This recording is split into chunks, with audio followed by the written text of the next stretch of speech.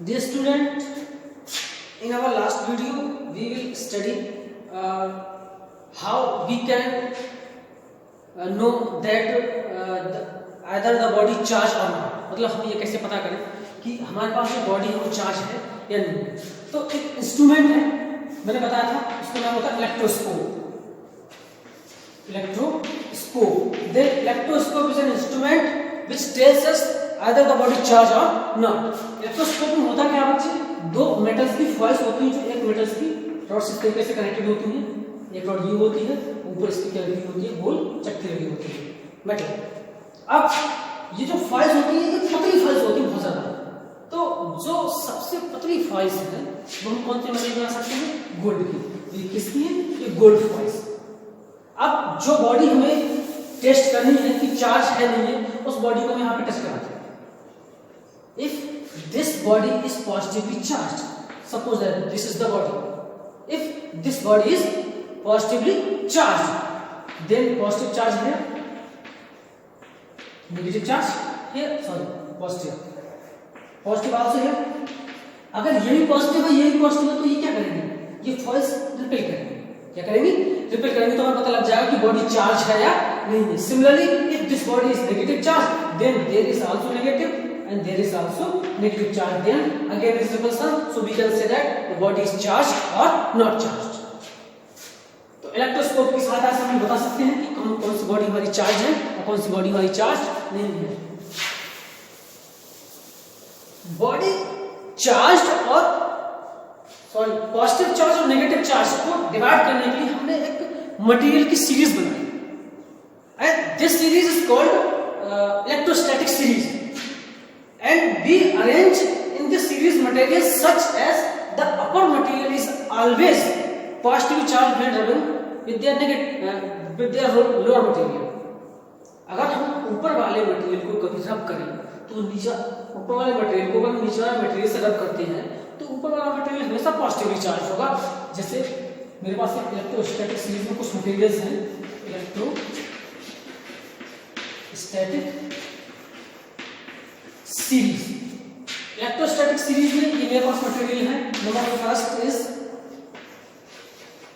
Glass, second is flannel, third is wool, and fourth is wool silk,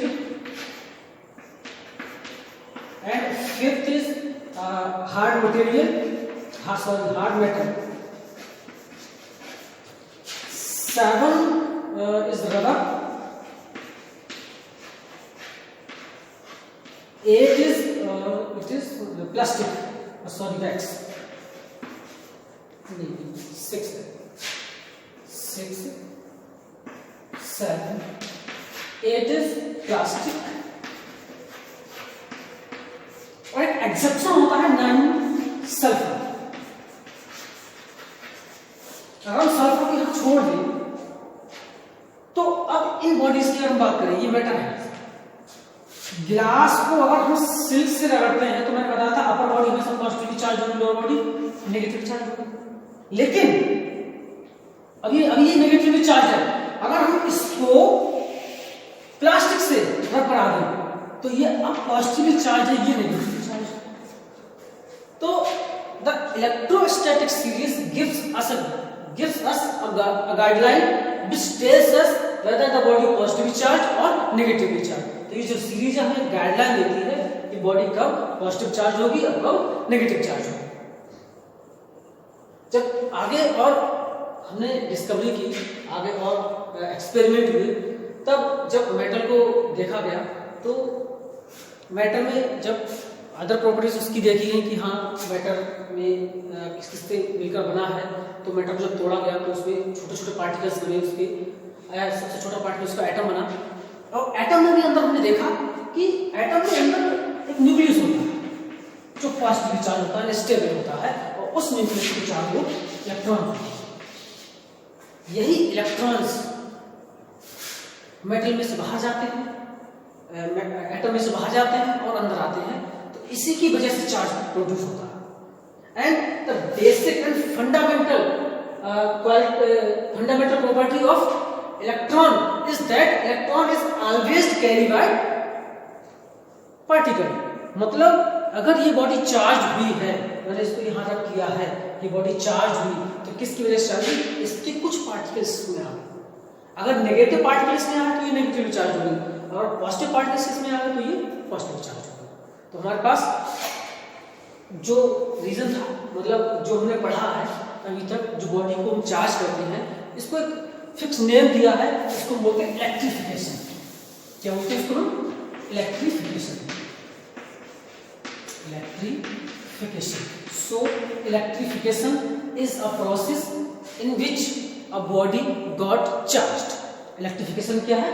एक process है जिसमें कोई body charge होती है ना। ये तो बेसिक कंसेप्ट था चार्ज का। अब हम आते हैं अपने सिलेबस के कंसेप्ट की। ये भी सब सिलेबस का ही था, लेकिन एग्जाम में बहुत कम पूछा जाता है। एक क्वेश्चन पूछ लिया जाता है यही कि why an negative charge is responsible for electrification, कि इलेक्ट्रिफिकेशन के लिए नेगेटिव चार्ज ही क्यों रेस्पॉन्सिबल होता है। तो उसका आंसर हमने भी दिया ना। Electron theory, electron theory of charge. जब मैटर को तोड़ के हमने उसमें से एटम को देखा कि एटम सबसे छोटा पार्टिकल है, तो एटम में अंदर से हमने छाप के देखा, तो मैंने अभी बताया कि एटम में न्यूक्लियस था, पॉजिटिव चार्ज स्टेबल, इसके चारों क्या थे? इलेक्ट्रॉन्स, जो अपनी कक्षाओं में मूव कर रहे थे। इस मेटल को जब हमने इसको रगड़ा, इसको रब किया एक दूसरे मैटर से, जब दूसरे मैटर से हमने इसको रब किया, तो सपोज दैट कि इसके नेगेटिव चार्ज इस सारे मेटल में आ गए, इसके नेगेटिव चार्ज इस वाले मेटल में आ गए। अब जब नेगेटिव चार्ज इस वाले मेटल में आ गए, तो यहां पर कौन सा चार्ज ज्यादा है? पॉजिटिव। इसमें कौन सा ज्यादा आ गया? नेगेटिव। तो हमको समझ आया, first when an electron goes from atom then the atom is positively charge. मतलब जब एक इलेक्ट्रॉन चला जाए, एटम में से निकल जाए एक electron, then the atom is positively charge. Second, दूसरा हमको समझ में आया, when an electron comes into a matter, मतलब अब ये एक इलेक्ट्रॉन इसमें आ रहा है, तो ये कैसा हो गया? ये हो गया negatively charge. This is called electron theory of charge. So it is very simple, we can say that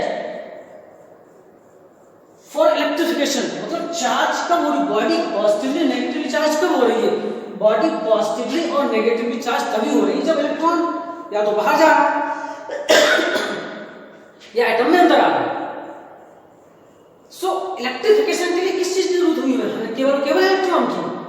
तो मैंने जरा देर पहले क्वेश्चन का भी जिक्र किया था कि why an electron is necessary for electrification and why not a positive charge or proton is necessary for electrification। मतलब इलेक्ट्रिफिकेशन में इलेक्ट्रॉन क्यों चलता है? पॉजिटिव चार्ज क्यों चल सकता है? जबकि पॉजिटिव चार्ज में तो जा सकता है, तभी तो अगर पॉजिटिव चार्ज यहाँ चला जाएगा तभी तो नेगेटिव बचेगा यहाँ पे। अगर पॉजिटिव चार्ज इसमें आएगा तो पॉजिटिव ज्यादा हो जाएगा, नेगेटिव कम हो जाना, बस यही थी। लेकिन इवन हमने देखा इसमें कि even a single proton positive charge, single proton is 1837 times heavier than single electron। मतलब एक प्रोटॉन केवल सिंगल इलेक्ट्रॉन की अपेक्षा 1837 टाइम हैवी होता है, जबकि सब कैसे रहते हैं साथ, तो ये नाम भारी न्यूक्लियस वेटेड हो गया। तो जरा सोचो, अगर वो दोनों को बराबर एनर्जी दे दूंगा तो पॉजिटिव बाहर निकलेगा, नेगेटिव बाहर निकलेगा, जो हल्का होगा बाहर निकलेगा। सीधी सी डेफिनेशन है। तो हमको ये समझ में आ गया कि इलेक्ट्रॉन क्यों बाहर जाता है या अंदर आता है इलेक्ट्रिफिकेशन के लिए। तो हमने ये डिस्कस किया कि why an electron is necessary for electrification, क्योंकि इलेक्ट्रॉन हल्का पार्टिकल है, इसलिए वो आसानी से बाहर निकल सकता है, और जो प्रोटॉन है वो एक भारी पार्टिकल होता है, वो आसानी से बाहर नहीं निकल सकता। तो this is the electron theory of charge. Electron theory of charge हमने डिस्कस कर ली। नाउ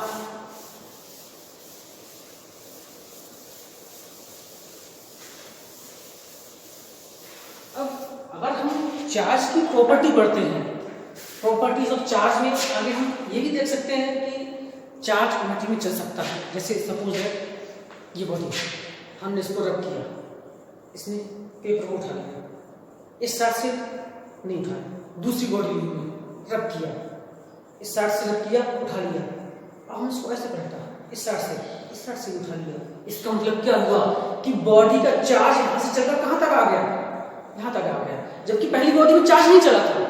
तो चार्ज के कंसेप्ट के आधार पर भी हमने जो मेटल्स हैं, जो भी पदार्थ हैं, उनको सबको हमने क्या किया, डिवाइड किया कि कौन से मेटल में चार्ज चल रहा है, कौन से में नहीं चल रहा है, और चल भी रहा तो कितना चल रहा है। तो ये एक बेसिक फंडामेंटल क्लासिफिकेशन है मेटल्स का, जिसमें हम पढ़ते हैं कि कंडक्टर्स क्या हैं, इंसुलेटर्स क्या हैं, सेमीकंडक्टर्स क्या हैं, और सुपर कंडक्टर्स क्या हैं। तो वो हम चार्ज के आधार पर समझ सकते हैं। लेट नाउ अब हम वो डिस्कस नहीं करने वाले, क्योंकि आगे चैप्टर है मैग्नेटिज्म, उसमें हमको फिर से दोबारा पढ़ना है, तो हम उसको उसी टर्म डिफाइन करेंगे। Now this is the basic and electron theory of charge. तो इलेक्ट्रॉन थ्योरी ऑफ चार्ज यहाँ तक कंप्लीट होता है। नेक्स्ट लेक्चर जो हम पढ़ेंगे उसमें तो हमारे पास होगा कूलॉम्स लॉ, एंड सेकंड हम पढ़ेंगे electric field and electric field intensity and force of electric lines. तो ये हमारा नेक्स्ट टॉपिक होगा, और कल ही शायद ये नेक्स्ट टॉपिक रिलीज कर दिया जाएगा। तो इसको घर पे पढ़िएगा, और कुछ अदर मैटर मिले उसको भी पढ़िएगा, अच्छा समझ में आए। और वन मोर थिंग, घर पे रहिए, जैसा कि प्रधानमंत्री जी ने सभी से निवेदन किया है कि ये एक आपदा आई हुई है, जिसे प्राकृतिक आपदा तो नहीं बोल सकते, मानवनिर्मित आपदा है। तो stay at home and be safe. Congratulation to all of you, और अपनी तैयारी करते रहिए। Thank you.